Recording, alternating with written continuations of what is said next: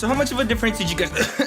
Sorry, I just finished eating a burrito. But did you guys notice the difference? The first thing I'm noticing is the color of the skin tones and also the dynamic range, which we'll talk more about in a bit. I do think the DSLR is hanging in there pretty well, but at the same time, it is sunset. And if you're filming during golden hour and it's not looking good, you're doing something pretty wrong. I don't know what you're doing, man. So enough of these cliche sunset beach shots. Let's move on to blue hour, where I think things start to look a little bit more interesting. Settings are off, but no, both cameras were manually matched and there's been no color correction done in post. The shift in colors you're seeing is all part of ARRI's magical color science. So when I have the ARRI Alexa, this colorful light tunnel that we actually aren't supposed to film in, we see exactly how refined ARRI's color science actually is. I mean, Apocalypse Now was filmed on an ARRI camera, so they've had a little bit of time to figure this out. And probably one of the reasons why they're shooting the new Blade Runner on it, because look how rich these colors are. And that's one of the reasons why I always insist on shooting on the ARRI Alexa, is because I swear they secretly install these beauty filters in every single one of their cameras. And unless you're filming a documentary about the Mars rover, you're most likely gonna be filming a lot. Here's a scene with Christina and Marlon. The look we were going for was a dimly lit room that's cozy, but still with a lot of contrast. With the Alexa, it looks like a soft, warm light wrapping around Christina's face, but on the DSLR, it looks like this harsh light. So as we get over to this part of the room, the DSLR starts to look absolutely terrible. And a lot of that is actually because of the lenses. The Alexa has high-speed cine lenses, and the DSLR, I didn't have anything fast for at the time, which is why you're seeing so much grain. So for this last part, let's hang out with Angel and Viva, who's just doing their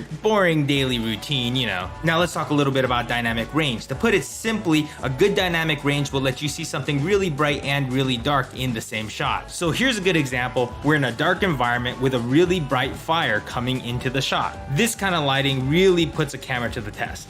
Now, if you look at the flames, you'll notice that the Alexa has a lot more details in the flame opposed to the DSLR, where the flames just look white. You'll notice that the Alexa not only sees more in the brights, but also in the darks. So in a situation like this, the ARRI Alexa looks very even and exposed, opposed to the DSLR, where it looks either too bright or too dark depending on what part of the frame you're looking at. And remember that if we go back to Romina's footage, we can really see that the dynamic range is taking place in every shot. The sky looks white and blown out on the DSLR, but you can still see the orange glow on the Alexa. Same situation here, where the reflections on the water and the sky also looks blown out on the DSLR. By the way, Romina's a funny travel YouTuber. Clearly she's super cool if you haven't noticed by her tribal dance and her very elegant monkey dance.